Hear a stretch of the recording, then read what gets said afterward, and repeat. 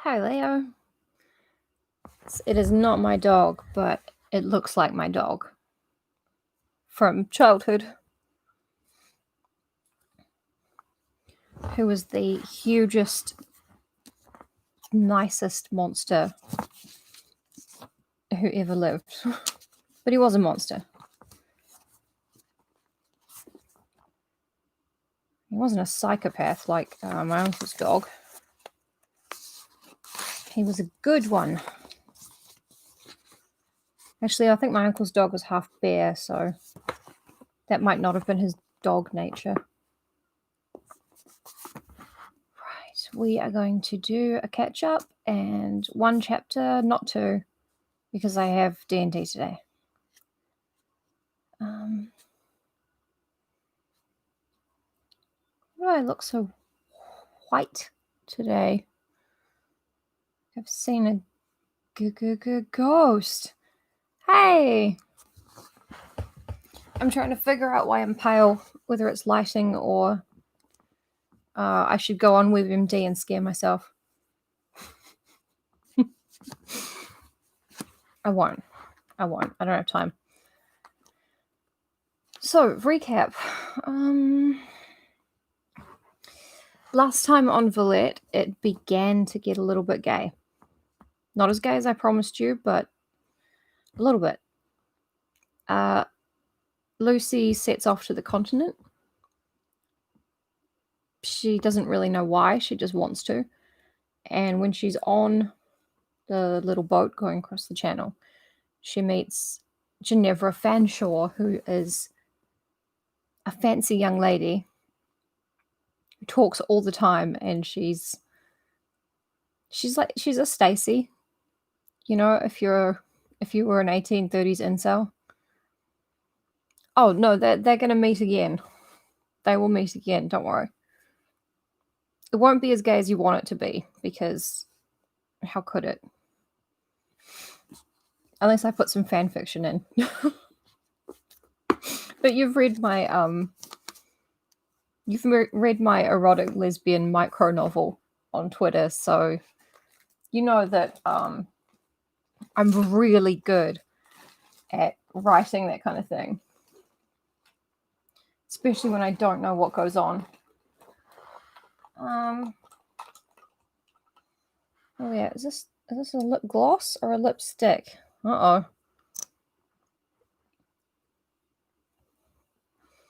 It's a lip gloss, and it smells like mint chocolate.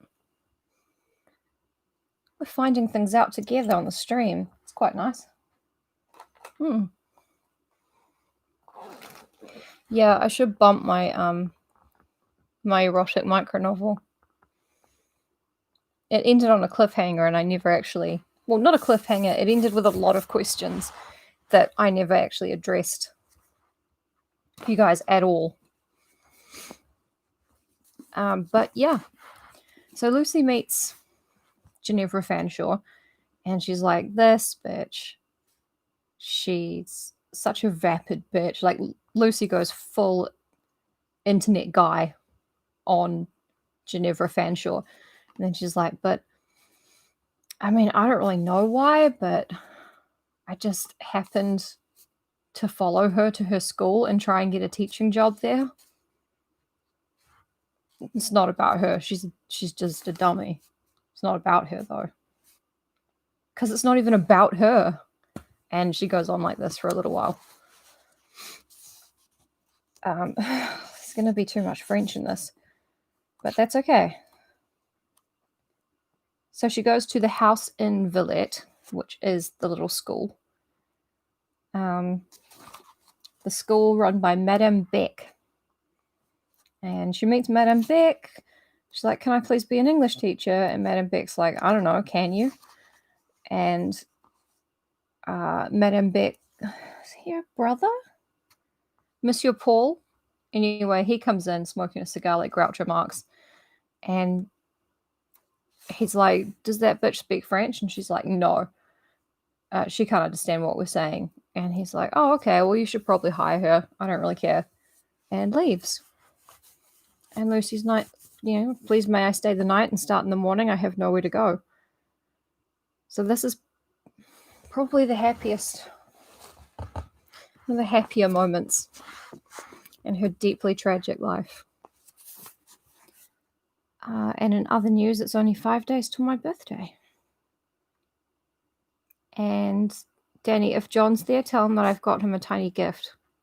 Although, why would you tell him that? Because I'm going to see him later today in the game. Anyway, I'm only going to do one chapter, and it's called Madame Beck.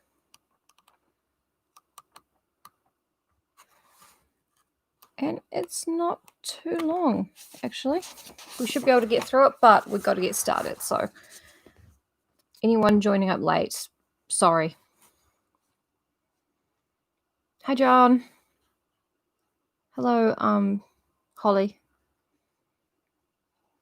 Oh, nice. Oh, good. Well, then you can have your present tomorrow.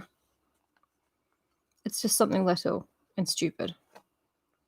And it's not me. I'm not that little. Okay, Villette, chapter 8. Madame Beck. Being delivered into the charge of the maîtresse, the mistress, the teacher, I was led through a long, narrow passage into a foreign kitchen, very clean but very strange. It seemed to contain no means of cooking, neither fireplace nor oven. I did not understand that the great black furnace which filled one corner was an efficient substitute for these. Surely pride was not already beginning its whispers in my heart. Yet I felt a sense of relief when, instead of being left in the kitchen, as I half anticipated, I was led forward to a small inner room termed a cabinet. A cook in a jacket, a short petticoat, and sabots brought my supper, to wit, some meat, nature unknown, served in an odd and acid but pleasant sauce, some chopped potatoes, made savoury with I know not what, vinegar and sugar, I think, a tartine or slice of bread and butter, and a baked pear. Being hungry, I ate and was grateful. You are quite little, but you are not to be given away to people. That's ridiculous. Foolish.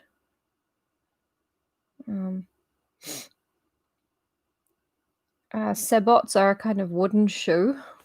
Like, I don't know if they were always wood, but they're kind of like a clog, I think. And people used to throw them into the machinery when the factory started up and put a bunch of people out of work. And that's where we get the word saboteur and sabotage. It comes from throwing your sabot into the spinning jenny. Well, as soon as I find a single lesbian worthy of you, I will give you to them.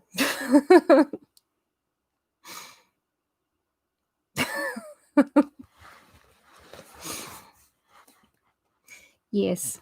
Yeah, I have a problem with running gags. After the prière du soir, evening prayer, I think Charlotte Bronte is trying to make us feel just as unbalanced as Lucy is. Exactly. Anybody, Jenny. But they have to do a few trials and just a tiny Hunger Games. Just a little one. Just a single Hunger Game. I just have to make sure. After the prière du soir, Madame herself came up to have another look at me. She desired me to follow her upstairs, through a series of the queerest little dormitories. There you go. Which, I heard afterwards, had once been nuns' cells, for the premises were in part of ancient date, and through the oratory, a long, low, gloomy room, where a crucifix hung pale against the wall, and 2 tapers kept dim vigils. She conducted me to an apartment where 3 children were asleep in 3 tiny beds. Aww. A heated stove made the air of this room oppressive, and to mend matters it was scented with an odour rather strong than delicate. A perfume indeed altogether surprising and unexpected under the circumstances, being like the combination of smoke with some spirituous essence. A smell, in short, of whiskey.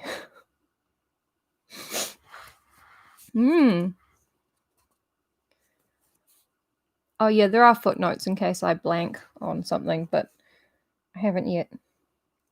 This time.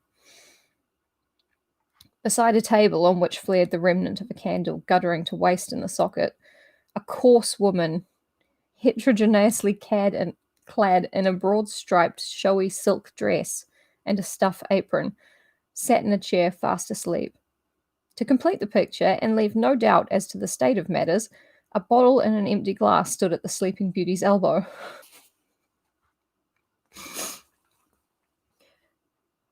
Lucy can see this woman passed out drunk, trying to look after little kids, and she's just like, yeah, her dress is a bit much, actually. Oh, Lucy. Madame contemplated this remarkable tableau with great calm. She neither smiled nor scowled. No impressive anger, disgust, or surprise ruffled the equality of her grave aspect. She did not even wake the woman. A pun or play on words. Serenely pointing to a fourth bed, she intimated that it was to be mine. Then, having extinguished the candle and substituted for it a night lamp, she glided through an inner door, which she left ajar. The entrance to her own chamber, a large, well-furnished apartment, as was discernible through the aperture. My devotions that night were all thanksgiving. Strangely had I been led since morning. Unexpectedly had I been provided for.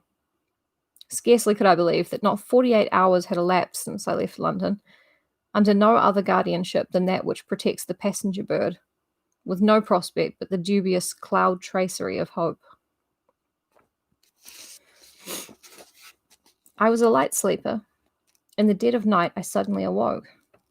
All was hushed, but a white figure stood in the room. Madame, in her nightdress. Moving without perceptible sound, she visited the three children in the three beds. She approached me. I feigned sleep, and she studied me long. A small pantomime ensued, curious enough. I dare say she sat a quarter of an hour on the edge of my bed, gazing at my face. She then drew nearer, bent close over me, slightly raised my cap, and turned back the border so as to expose my hair. She looked at my hand lying on the bedclothes. This done, she turned to the chair where my clothes lay. It was at the foot of the bed. Hearing her touch and lift them, I opened my eyes with precaution, for I own I felt curious to see how far her taste for research would lead her. It led her a good way. Every article did she inspect. I divined her motive for this proceeding, viz., the wish to form from the garments a judgment respecting the wearer, her station, means, neatness, etc. The end was not bad, but the means were hardly fair or justifiable. This is creepy. In my dress there was a pocket. She fairly turned it inside out. She counted the money in my purse. She opened a little memorandum book, coolly perused its contents, and took from between the leaves a small plaited lock of Miss Marchmont's grey hair. To a bunch of 3 keys, being those of my trunk, desk, and workbox, she accorded special attention. With these, indeed, she withdrew a moment to her own room. This is Airbnb horror story. I softly rose in my bed and followed her with my eye. These keys, reader, were not brought back till they had left on the toilet of the adjoining room the impress of their wards in wax. She's making copies of her keys while she's asleep. Oh my God. Run away, Lucy. All being thus done decently and in order, my property was returned to its place, and my clothes were carefully refolded. Of what nature were the conclusions deduced from this scrutiny? Were they favourable or otherwise? Vain question. Madame's face of stone, for of stone in its present night aspect it looked, it had been human, and as I said before, motherly in the salon, betrayed no response. Her duty done, I felt that in her eyes this business was a duty. She rose, noiseless as a shadow. She moved towards her own chamber. At the door she turned, fixing her eye on the heroine of the bottle, who still slept and loudly snored. Mrs. Sweeney, I presumed this was Mrs. Sweeney, Anglique or Hibernique Sweeney, she's saying that, like, Madame Beck can't pronounce the name Sweeney, so she calls her Madame Sweeney. And I think Lucy deduces this because Irish people drink. Sorry, your favour's problematic. Mrs. Sweeney's doom was in Madame Beck's eye. An immutable purpose that eye spoke. Madame's visitations for shortcoming might be slow, but they were sure. All this was very un-English. Truly, I was in a foreign land. The morrow made me further acquainted with Mrs. Sweeney. It seems she had introduced herself to her present employer as an English lady in reduced circumstances, a native indeed of Middlesex, professing to speak the English tongue with the purest metropolitan accent. Madame, reliant on her own infallible expedients for finding out the truth in time, had a singular intrepidity in hiring service offhand, as indeed seemed abundantly proved in my own case. She received Mrs. Sweeney as nursery governess to her 3 children. I need hardly explain to the reader that this lady was, in effect, a native of Ireland. Her station I do not pretend to fix. She boldly declared that she had the bringing up of the daughter and son of a marquis. I think myself she might possibly have been hanger-on, nurse, fosterer, or washerwoman in some Irish family. She spoke a smothered brogue, curiously overlaid with mincing Cockney inflections.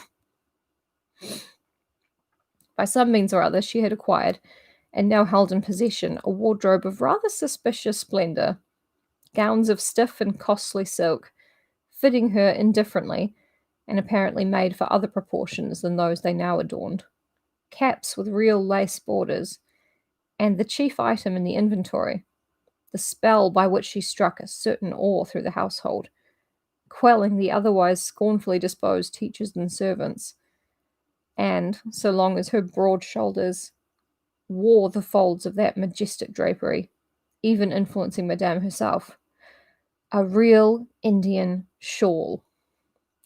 Un véritable cachemire, as Madame Beck said, with mixed reverence and amaze. A real cashmere shawl. Wow. I'm not being sarcastic. That would awe me if I was in olden time. I felt quite sure that without this cashmere she would not have kept her footing in the pensionnat for 2 days.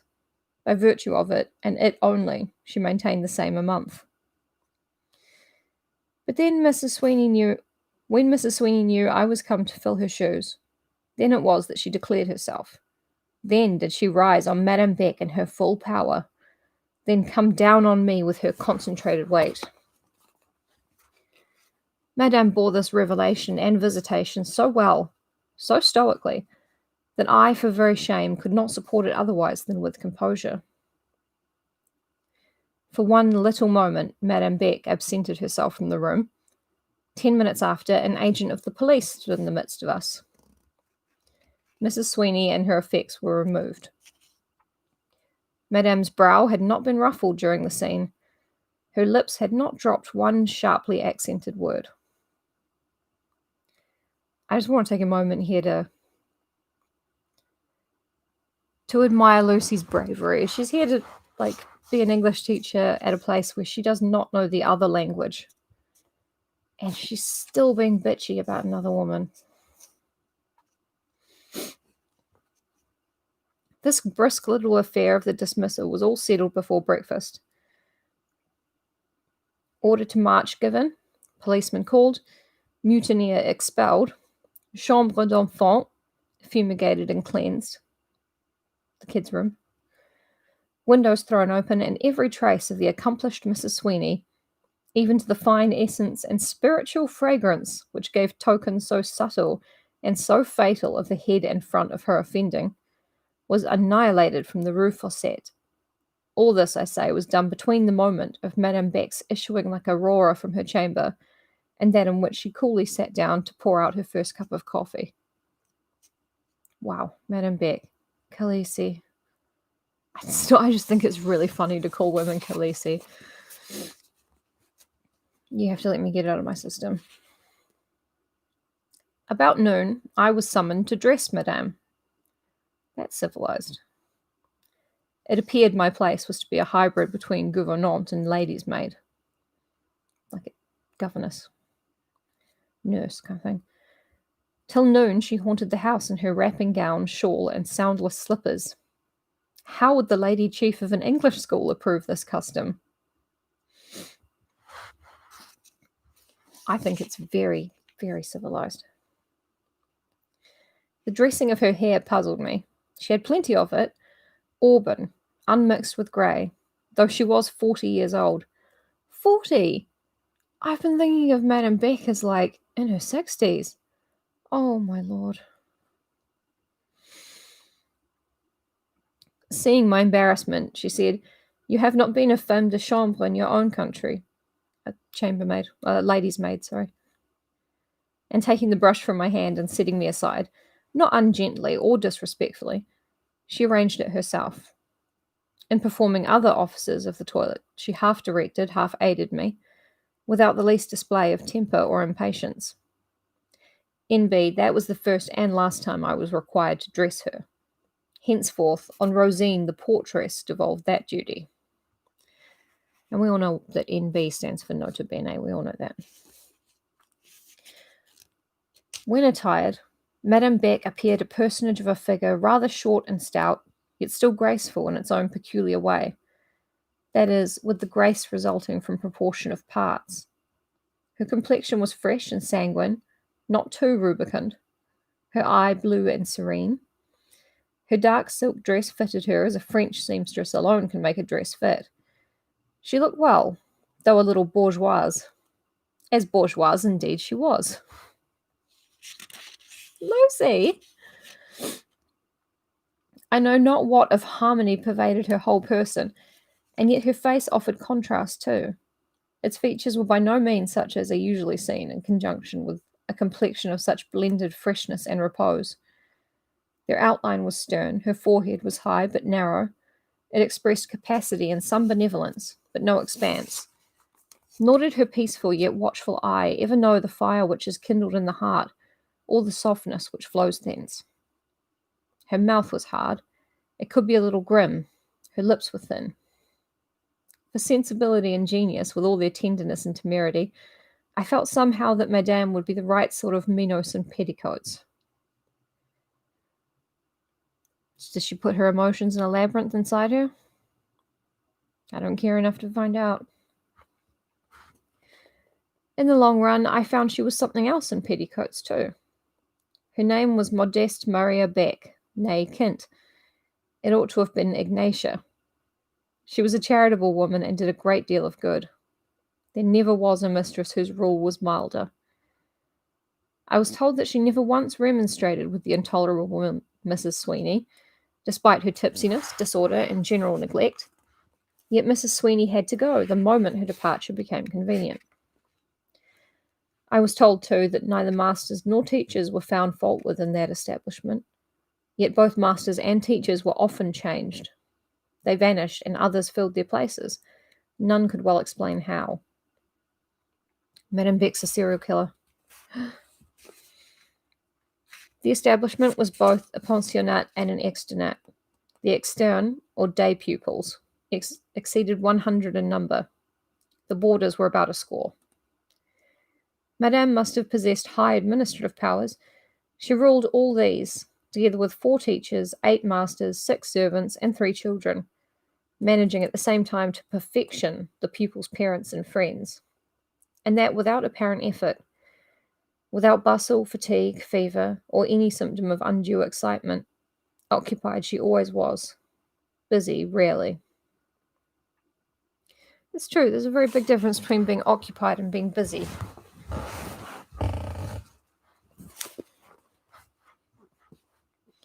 My leg hurts. It is true that Madame had her own system for managing and regulating this massive machinery, and a very pretty system it was. The reader has seen a specimen of it in that small affair of turning my pocket inside out and reading my private memoranda. Surveillance, espionage, these were her watchwords. Still, Madame knew what honesty was and liked it. That is, when it did not obtrude its clumsy scruples in the way of her will and interest. She had a respect for Angleterre, and as to les Anglaises, she would have the women of no other country about her own children, if she could help it. She likes England and English women. Often in the evening, after she had been plotting and counterplotting, spying and receiving the reports of spies all day, she would come up to my room, a trace of real weariness on her brow, and she would sit down and listen, while the children said their little prayers to me in English. The Lord's Prayer and the hymn beginning Gentle Jesus, these little Catholics were permitted to repeat at my knee, and when I had put them to bed, she would talk to me. I soon gained enough French to be able to understand and even answer her about England and English women, and the reasons for what she was pleased to term their superior intelligence and more real and reliable probity. Very good sense she often showed. Very sound opinions she often broached. She seemed to know that keeping girls in distrustful restraint, in blind ignorance and under a surveillance that left them no moment and no corner for retirement, was not the best way to make them grow up honest and modest women. But she averred that ruinous consequences would ensue if any other method were tried with continental children. They were so accustomed to constraint that relaxation, however guarded, would be misunderstood and fatally presumed on. She was sick, she would declare, of the means she had to use, but use them she must. And after discoursing, often with dignity and delicacy, to me, she would move away on her soulier de silence and glide ghost-like through the house, watching and spying everywhere, peering through every keyhole, listening behind every door. That's horrible. Hey, Josh. That's all right. I had to start early because I have Dungeons and Dragons. I mean,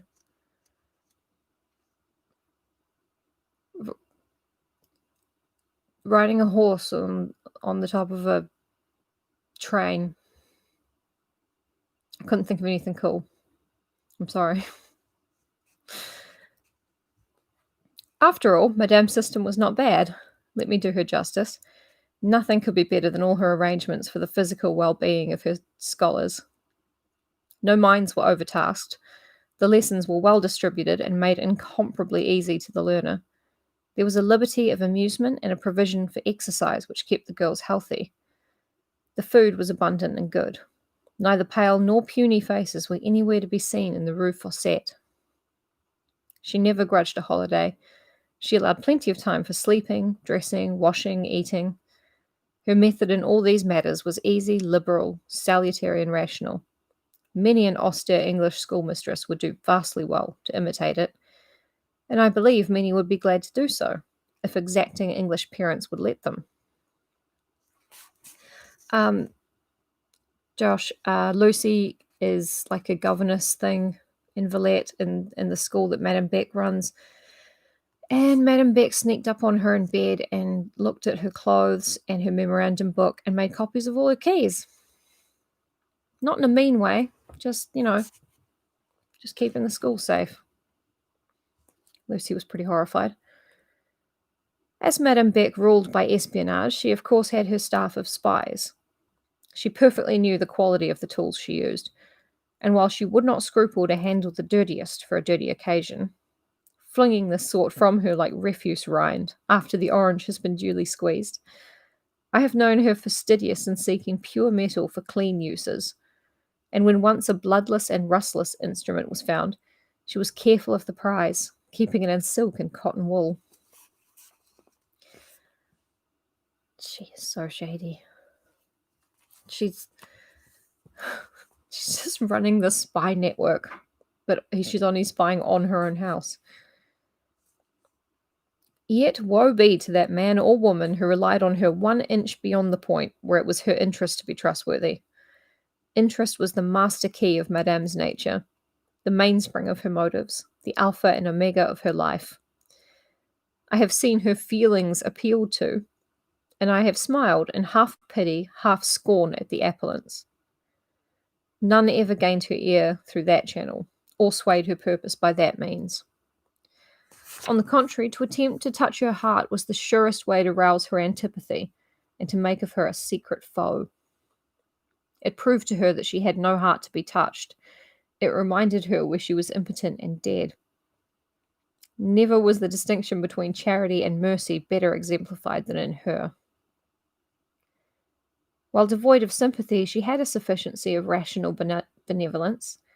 She would give in the readiest manner to people she had never seen, rather, however, to classes than to individuals. Pour les pauvres, she opened her purse freely. Against the poor man, as a rule, she kept it closed. For the poor. She'll give money for the poor, but not to an actual poor person. In philanthropic schemes for the benefit of society at large, she took a cheerful part. No private sorrow touched her. No force or mass of suffering concentrated in one heart had power to pierce hers. Not the agony in Gethsemane, not the death on Calvary would have wrung from her eyes one tear. Yes, she copied all the keys. The sensible reader will not suppose that I gained all the knowledge here condensed for his benefit in 1 month or in 1/2 year. No, what I saw at first was the thriving outside of a large and flourishing educational establishment. Here was a great house full of healthy, lively girls, all well dressed and many of them handsome, gaining knowledge by a marvellously easy method, without painful exertion or useless waste of spirits. Not perhaps making very rapid progress in anything, taking it easy, but still always employed and never oppressed.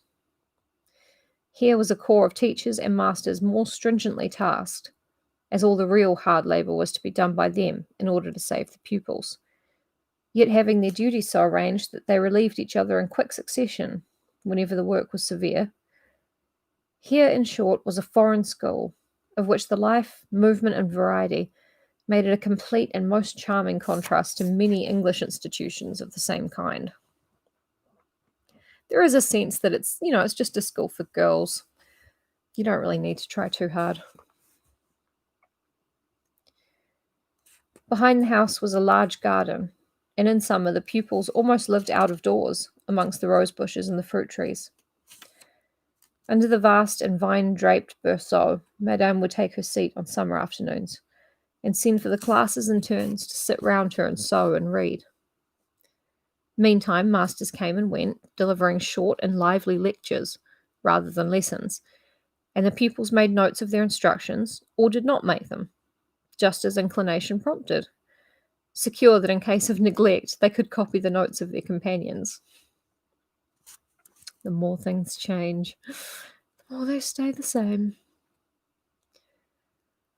Besides the regular monthly jours de sortie, going out days, the Catholic fête days brought a succession of holidays all the year round, and sometimes on a bright summer morning or soft summer evening, the boarders were taken out for a long walk in the country, regaled with gaufres and vin blanc, or new milk and pain bé, or pistolet au beurre, rolls, and coffee. Food. All this seemed very pleasant, and Madame appeared goodness itself, and the teachers not so bad, but they might be worse, and the pupils perhaps a little noisy and rough, but types of health and glee. Thus did the view appear, seen through the enchantment of distance. But there came a time when distance was to melt for me, when I was to be called down from my watchtower of the nursery, whence I had hitherto made my observations, and was to be compelled into closer intercourse with this little world of the Rue Fossette.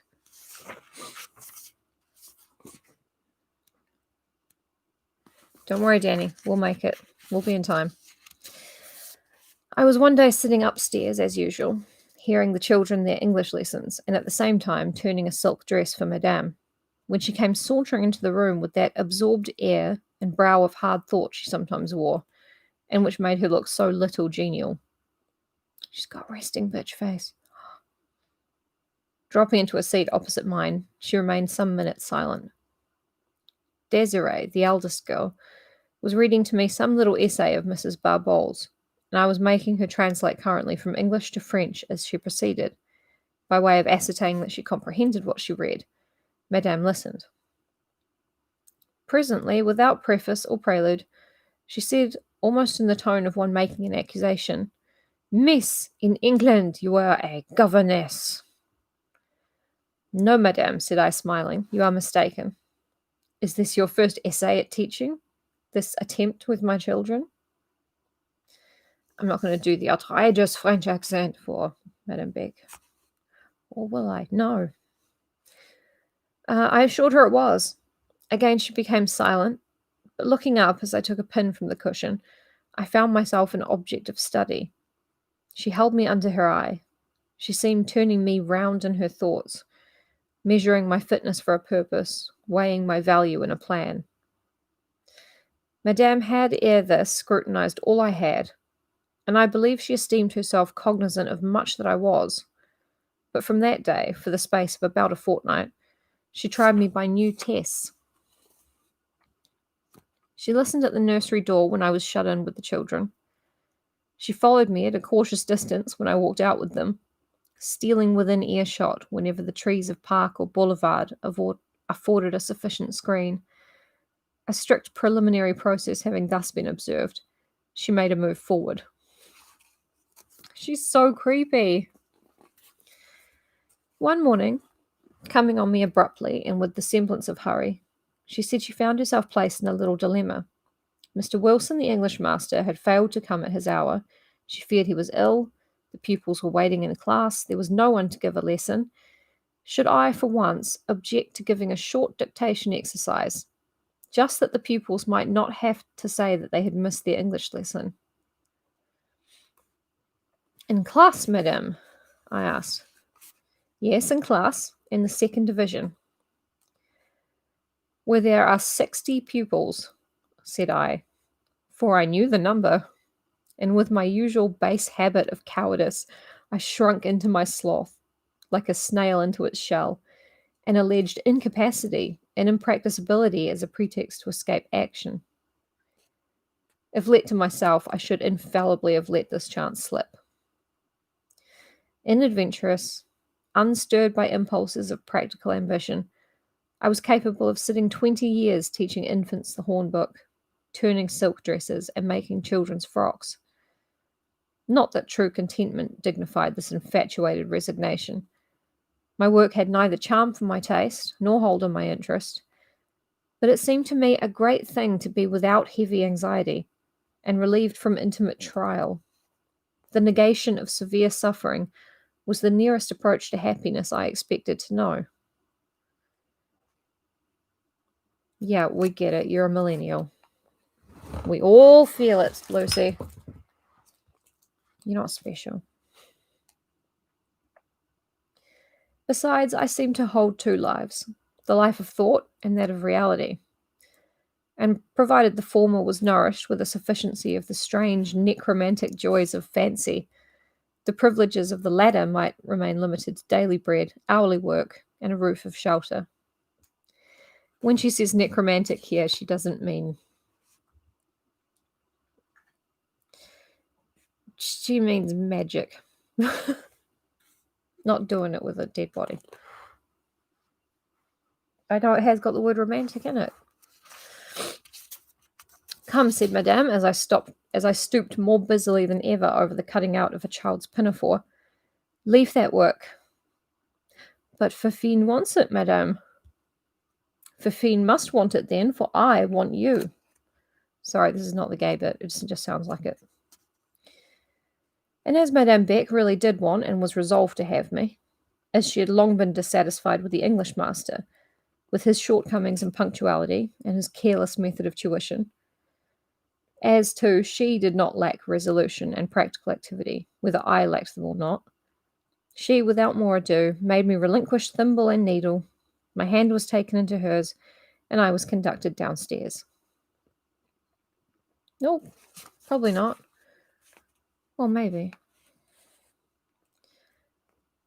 Lucy is like 20 or something, and she's having to teach for the first time a class of 60 young women who all share a language that she doesn't speak very well.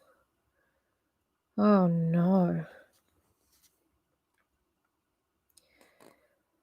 When we reached the carré, a large square hall between the dwelling house and the pensionnat, she paused, dropped my hand, faced, and scrutinized me. I was flushed and tremulous from head to foot. Tell it not in Gath, I believe I was crying. In fact, the difficulties before me were far from being wholly imaginary. Some of them were real enough, and not the least substantial lay in my want of mastery over the medium through which I should be obliged to teach. I had indeed studied French closely since my arrival in Villette, learning its practice by day and its theory in every leisure moment at night, to as late an hour as the rule of the house would allow candlelight. But I was far from yet being able to trust my powers of correct oral expression. It just sounds rude. It isn't rude yet. Dites donc, said Madame sternly, vous sentez-vous réellement trop faible? Do you truly believe yourself too weak? I might have said yes and gone back to nursery obscurity, and there perhaps moulded for the rest of my life, but looking up at Madame, I saw in her countenance something that made me think twice ere I decided. At that instant, she did not wear a woman's aspect, but rather a man's. Power of a particular kind strongly limned itself in all her traits, and that power was not my kind of power. Neither sympathy, nor congeniality, nor submission were the emotions it wakened. I stood, not soothed, nor won, nor overwhelmed. It seemed as if a challenge of strength between opposing gifts was given, and I suddenly felt all the dishonor of my diffidence, all the pusillanimity of my slackness to aspire. Oh, Lucy, always looking for a mother. Will you, said she, go backward or forward? Indicating with her hand first the small door of communication with the dwelling house, and then the great double portals of the classes or schoolrooms. En avant, I said. Forwards. But, pursued she, cooling as I warmed, and continuing the hard look from very antipathy to which I drew strength and determination, can you face the classes, or are you overexcited? She sneered slightly in saying this. Nervous excitability was not much to Madame's taste. I am no more excited than this stone, I said, tapping the flag with my toe. Or than you, I added, returning her look. Bon! But let me tell you, these are not quiet, decorous English girls you are going to encounter. Ce sont de la basse-courienne.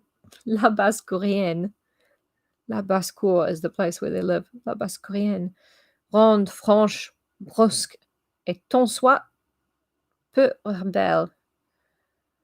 Oh, I don't know what ronde means, so I guess I'll look it up for you.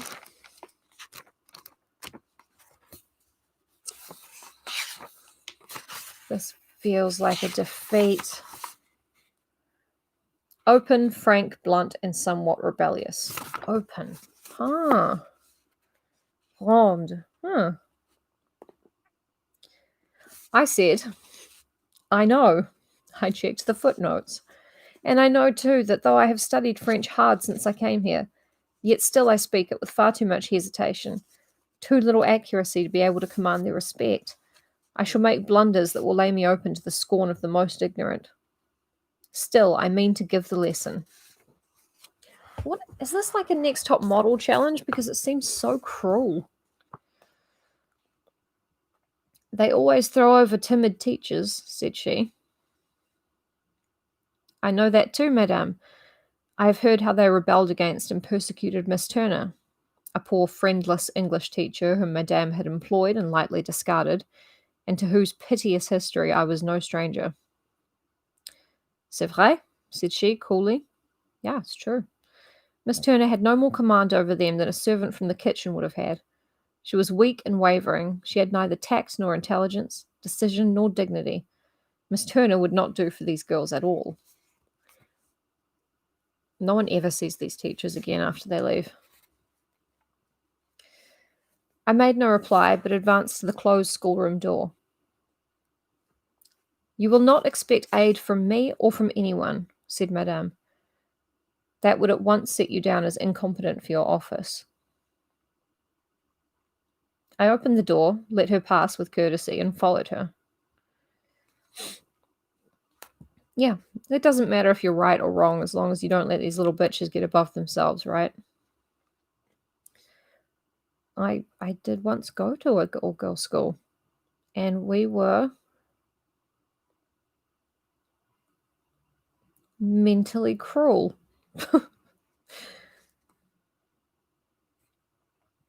I opened the door, let her pass with courtesy, and followed her. There were 3 schoolrooms, all large. That dedicated to the second division, where I was to figure, was considerably the largest and accommodated an assemblage more numerous, more turbulent, and infinitely more unmanageable than the other 2.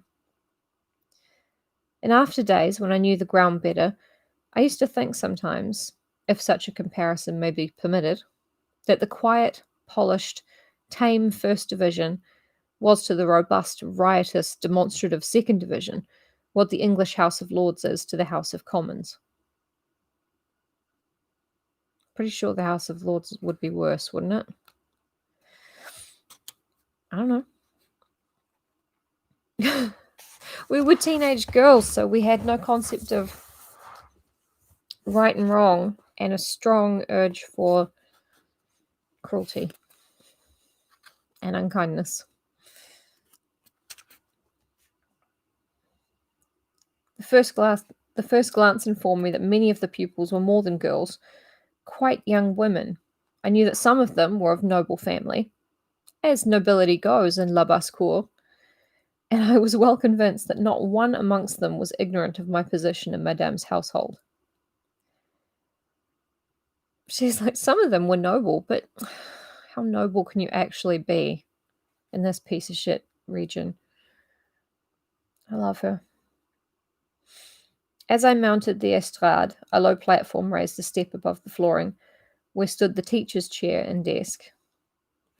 You could say we had an appetite for destruction. I beheld opposite to me a row of eyes and brows that threatened stormy weather. Eyes full of an insolent light, and brows hard and unblushing as marble. The continental female is quite a different being to the insular female of the same age and class. I never saw such eyes and brows in England. By brows, she means foreheads, so what the hell? What's the difference with their foreheads? Not long to go now, Danny. Don't worry, I won't be late. I shall never forget that first lesson. Sorry, Madame Beck introduced me in one cool phrase, sailed from the room, and left me alone in my glory. I shall never forget that first lesson, like I forgot to read the last sentence, nor all the undercurrent of life and character it opened up to me.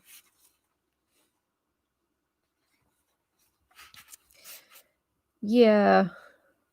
We broke some teachers. I'm sorry, we were in a pack. Things happened. We never accidentally killed one of us and had to cover it up, like in the movies. So, I guess it was a pretty good school. Then first did I begin rightly to see the wide difference that lies between the novelist and poet's ideal jeune fille and the said jeune fille as she really is. Young girl.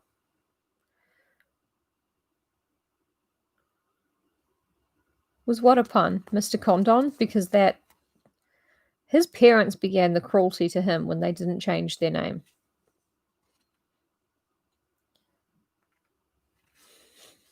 They should have changed their name. They should never have named him Magnum. It seemed that 3 titled belles in the first row had sat down predetermined that a bonne d'enfant should not give them lessons in English. Nursemaid, looking after kids. They knew they had succeeded in expelling obnoxious teachers before now. They knew that Madame would at any time throw overboard a professeur or maîtresse who became unpopular within the school, that she never assisted a weak official to retain his place, that if he had not the strength to fight or tact to win his way, down he went, Looking at Miss Snow, they promised themselves an easy victory. Now we've got the mean girls. Mademoiselle Blanche, Virginie, and Angelique opened the campaign by a series of titterings and whisperings. These soon swelled into murmurs and short laughs, which the remoter benches caught up and echoed more loudly. This growing revolt of 60 against 1 soon became oppressive enough, my command of French being so limited and exercised under such cruel constraint. Could I have but spoken in my own tongue, I felt as if I might have gained a hearing. For in the first place, though I knew I looked a poor creature, and in many respects actually was so, yet nature had given me a voice that could make itself heard, if lifted in excitement or deepened by emotion. In the second place, while I had no flow, only a hesitating trickle of language in ordinary circumstances, yet, under stimulus such as was now rife through that mutinous mass, I could in English have rolled out readily phrases stigmatizing their proceedings as such proceedings deserve to be stigmatized, and then with some sarcasm, flavoured with contemptuous bitterness for the ringleaders, and relieved with easy banter for the weaker but less knavish followers, it seemed to me that one might possibly get command over this wild herd and bring them into training at least. All I could now do. Lucy rehearsed a lot of speeches afterwards in the shower, except not the shower because this is olden time. She's been thinking about it for the rest of her life, what she could have said. Someone is an arms dealer, giving them weapons in the form of words. You're so right. It almost feels like what I'm reading isn't a scene, but some form of goddamn arms race, you know? Oh man, that's a flashback. All I could do now was to walk up to Blanche, Mademoiselle de Melcy, a young baron, the eldest, tallest, handsomest, and most vicious, stand before her desk, take from under her hand her exercise book, remount the estrade, deliberately read the composition, which I found very stupid, and as deliberately, and in the face of the whole school, tear the blotted page in two. Lucy! Oh, Lucy. Whoa. This action availed to draw attention and check noise. One girl alone, quite in the background, persevered in the riot with undiminished energy. I looked at her attentively. She had a pale face, hair like night, broad, strong eyebrows, decided features, and a dark, mutinous, sinister eye. I noted that she sat close by a little door, which door, I was well aware, opened into a small closet where books were kept. She was standing up for the purpose of conducting her clamour with freer energies. I measured her stature and calculated her strength. She seemed both tall and wiry, but, so the conflict were brief and the attack unexpected, I thought I might manage her. Lucy! Advancing up the room, looking as cool and careless as I possibly could, in short, ayant l'air de rien, seeming like nothing, doing nothing, I slightly pushed the door and found it was ajar. In an instant, and with sharpness, I had turned on her. In another instant, she occupied the closet, the door was shut, and the key in my pocket.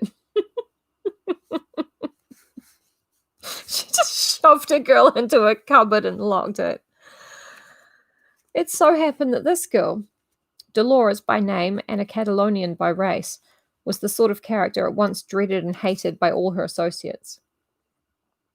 The act of summary justice above noted proved popular. There was not one present, but in her heart liked to see it done. They were stilled for a moment. Then a smile, not a laugh, passed from desk to desk.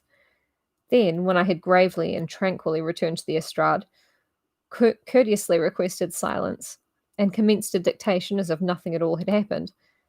The pens travelled peacefully over the pages, and the remainder of the lesson passed in order and industry. C'est bien, said Madame Beck when I came out of class, hot and a little exhausted. Ça ira. It's good. So it will be going forward. That'll work. That'll work. That's kind of a better sense of it. She had been listening and peeping through a spy hole the whole time. From that day, I ceased to be nursery governess and became English teacher.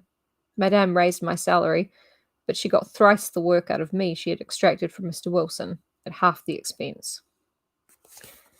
The end of the chapter, we did it. We finished it before D&D has to start. Oh my goodness. It's been a long time since I've read the book, and I remembered Lucy did something. And when I read that she tore that bitch's work in half, I was like, oh yeah, maybe that was it. But no, nope, just gonna shove a girl into a cupboard, lock the door, and just carry on. Khaleesi. I know, Danny. I'm gonna find the kind of date we're looking at and find some pictures of ladies wearing that kind of outfit, and then you can draw her. And she can be a drawing. But like a good one, not a bad one, like the movie Up. Alright. I gotta get going because I have Dungeons and Dragons in 8 minutes. And I'm always late and I hate it. But thank you guys so much for being here today, and I will see some of you very soon and see the rest of you tomorrow. Okay. Bye. Wash your hands. Stay safe. Look after each other. Thank you. Thank you, Josh. I'm an angel and I mustn't be vexed.